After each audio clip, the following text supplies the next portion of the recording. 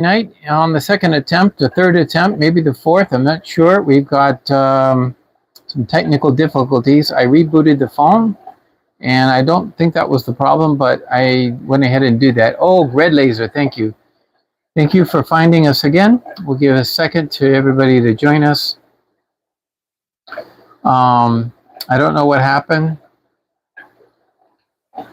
It was just kind of cutting out, trying to reconnect, and then after it finally said error, couldn't create the live stream. So I'm not sure. That error, when I saw it said that it was error in creating live stream, that's when I said, well, let me reboot the phone, because I know that when it comes time to computers, we all have to know this, that the support desk will always ask you the first thing when you go to them and you have a question or you have an issue, something's not working right, they're going to just ask you, have you rebooted? When was the last time you rebooted? And so that will always clear out a lot of issues, because rebooting is something that I do before the live stream. I did do it tonight also, and yet I still had difficulties with the connection. So it could be the internet. It's playing havoc, and sorry about that. We were up to 6 people again. Okay. Yeah, I had to, Andy. It was just one of those issues. So yeah, I have to kind of like start over. If you already hit the like button, you need to hit it again, I guess, in this one. So this is the second live stream tonight, and I even tried live stream. I think I tried to do it. I've done this many times. I've clicked. I have to go into the settings. I have to change it to horizontal. I don't like the vertical, and so even after changing it to horizontal, I go back out. I hit the next button, and then when I start the live stream, it says, "Oh, you got to rotate your screen. You're in lock mode or something." And I'm like, no, I was supposed to be in horizontal. And so YouTube keeps trying to push the vertical on me. So with that in mind, I've taken the vertical, and I mean the horizontal, and finally got through. I just canceled that one. So anyway.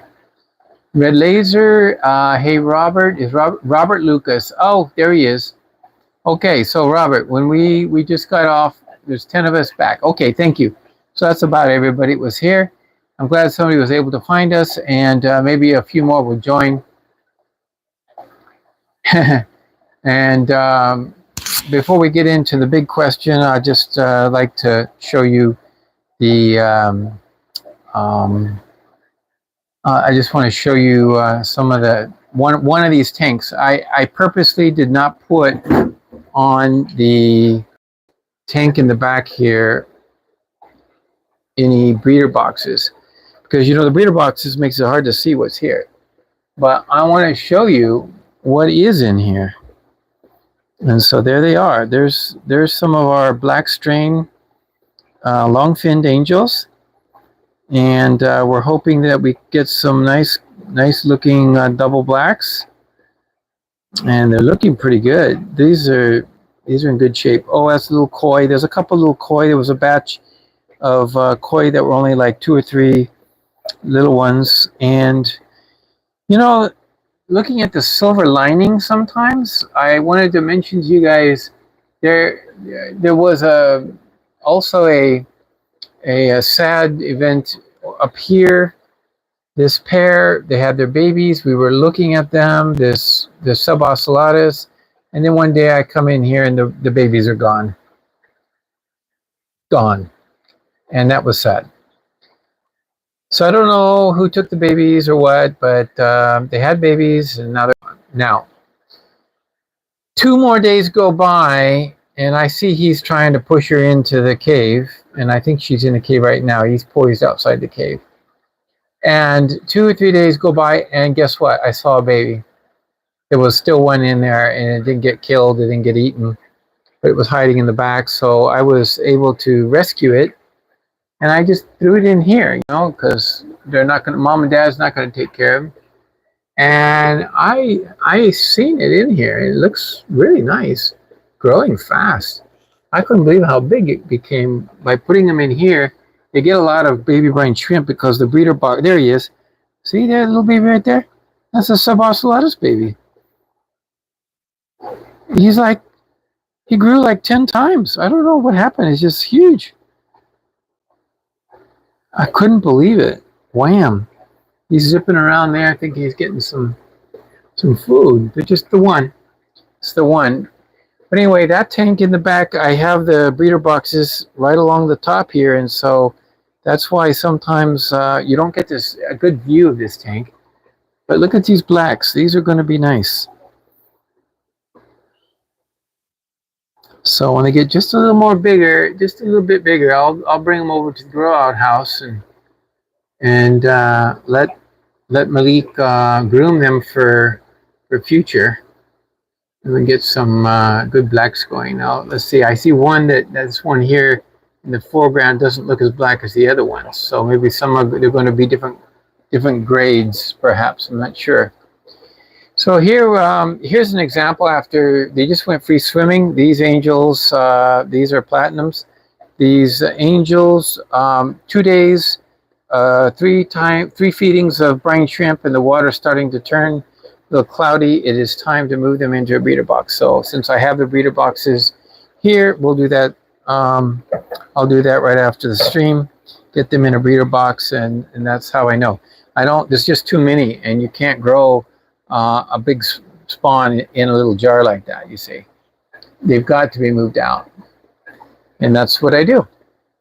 So we're going to do that. And over here, for example, this is what a breeder box looks like when it's full of angel fish fry.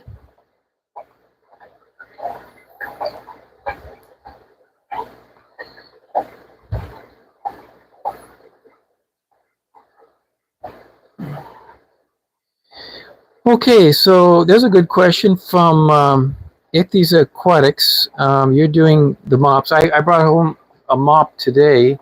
I have it here somewhere. I just brought home a mop. It's got what did I do with it? Huh.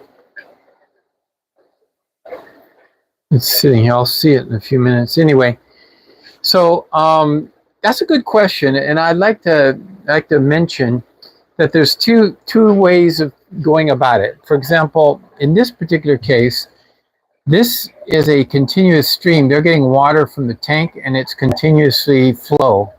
So in this case, I may overfeed a little bit. So much so that I would never underfeed them, because as you can see, they've eaten and their bellies are full.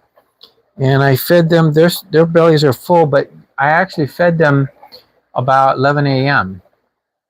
But their bellies are still quite full. But you can see there's a lot of brine shrimp that didn't get eaten. It was just sitting there for hours until it was eaten. Now I don't see any live brine shrimp in there, but their bellies are full. So maybe before I go to bed, I'll give them another feeding, but I will clean this out.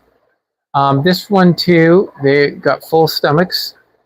Maybe I'll overfeed these because they've got the water coming in, and so it will never cause any issues. On the other hand, let's take for example this particular jar, and this is Lucipinus, a little older than the little babies that we saw at the beginning of the first stream that we were doing. And so the fry in the beginning, when the fry are very small, I think I had another